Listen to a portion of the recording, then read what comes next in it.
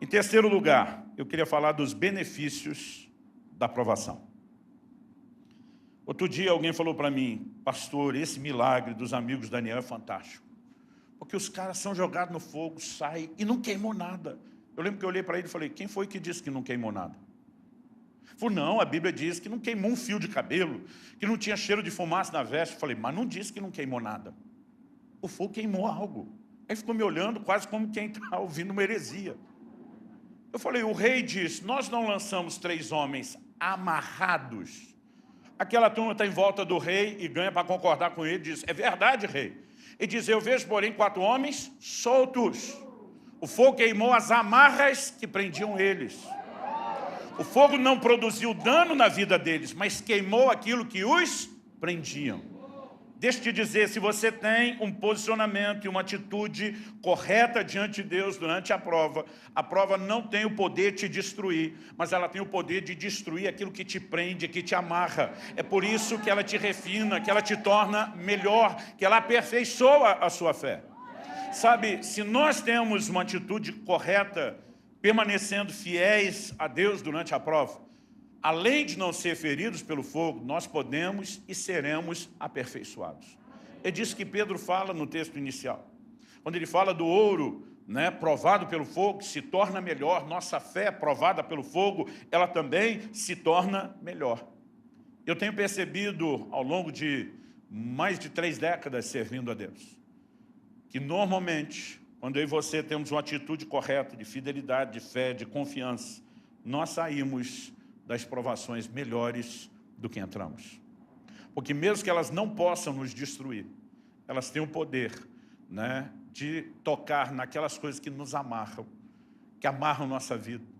E áreas específicas das nossas vidas vão sendo trabalhadas ao longo desse processo. Uma segunda coisa que me chama a atenção, verso 27 diz: os sátrapas, os prefeitos, os governadores e conselheiros do rei chegaram perto deles e viram que o fogo não teve poder algum sobre o corpo desses homens. O fogo não teve poder algum sobre o corpo desses homens. Os cabelos da cabeça não foram chamuscados, os mantos não sofreram mudança.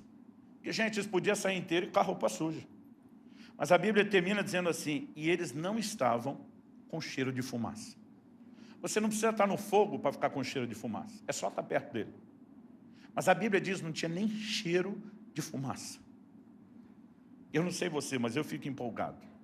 Porque normalmente, quando eu e você saímos da prova, não existe lembranças daquilo que nós passamos. Eu não estou dizendo que você perde a memória, estou dizendo que você não carrega marcas.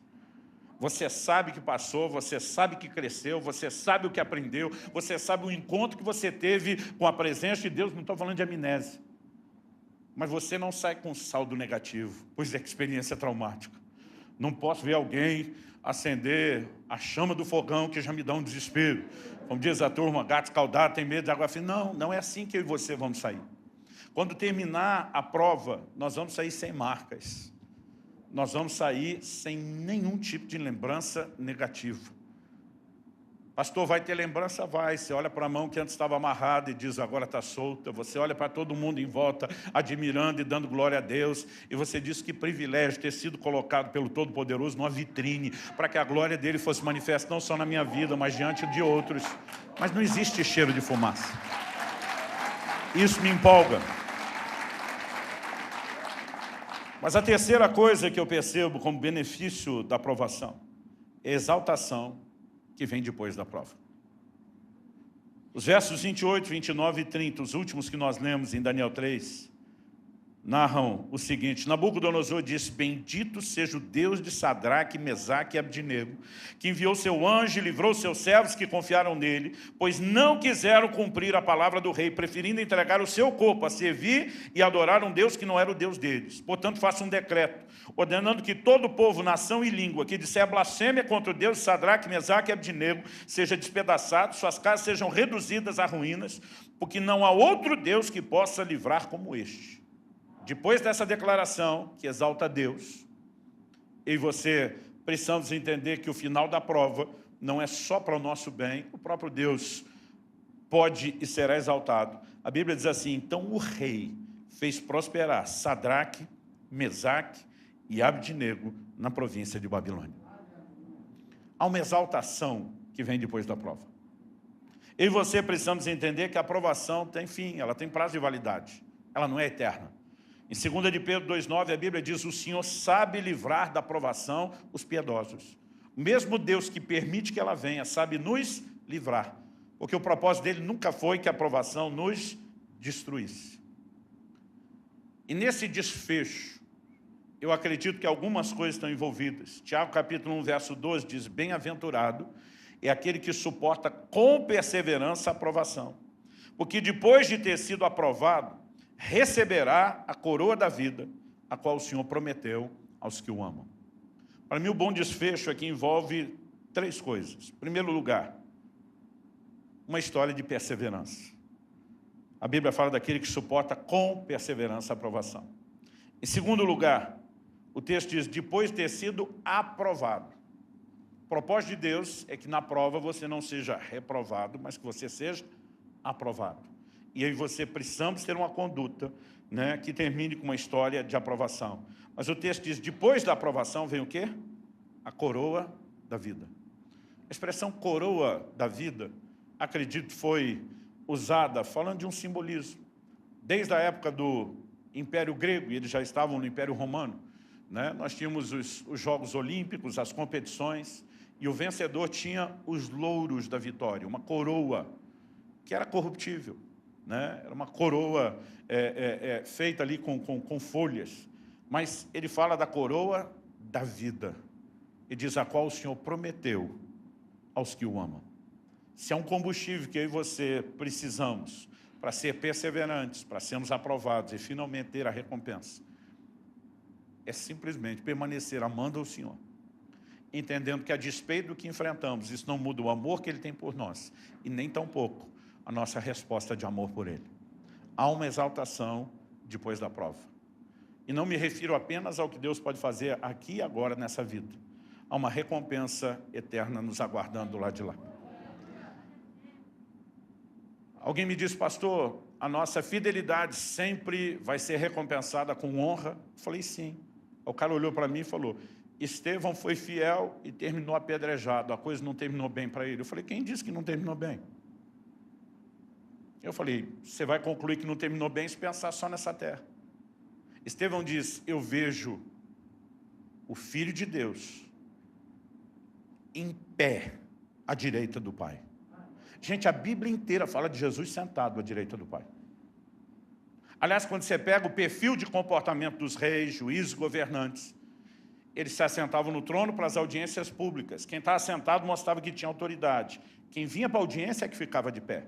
Êxodo 18, Jetro fala para Moisés: você fica sentado o dia inteiro e o povo de pé. Porque quem está em posição de autoridade fica sentado, não de pé. Quando Estevão vê Jesus em pé, eu não sei o que é que você pensa, mas para mim Jesus está dizendo: para um cara como você, eu me levanto do trono para recebê-lo com honra. Gente, como que não tem honra no final dessa história? A exaltação depois da prova não pode ser limitada só a essa vida terrena. Muito mais do que qualquer exaltação momentânea, nós precisamos pensar nas recompensas eternas. Um dia eu e você estaremos diante de Nosso Senhor, e o sorriso no rosto dele, dizendo: servo bom e fiel, entra, vai fazer com que toda e qualquer coisa que você suportamos tenha valido a pena. Sabe, eu sei que a maioria de nós, depois de 2 anos quase de pandemia, vendo a mudança de números, está empolgado, a vida está voltando ao normal. Mas a verdade é que a gente pode deixar de ter dificuldade numa área, e vão surgir outras situações. E quando elas vierem, elas não precisam nos destruir. Elas não precisam tirar um sorriso do rosto de um crente. Elas não precisam roubar a nossa alegria, que não é circunstancial, é muito maior do que isso. E quando elas aparecerem, elas apenas vão continuar nos aperfeiçoando, se soubermos confiar em Deus e ter a atitude correta. Só recapitulando o que eu falei. Em primeiro lugar, as provações não vêm por falta de fidelidade. Às vezes vêm justamente por causa dela. Elas vêm para aperfeiçoar a nossa fé. Como você deve agir? Não negocie valores, desfrute a presença de Deus e apague a força do fogo. Não deixe que aquilo que você está enfrentando para o bem, faça mal a você. Não deixe, por meio de uma atitude de fé. E lembre dos benefícios da provação.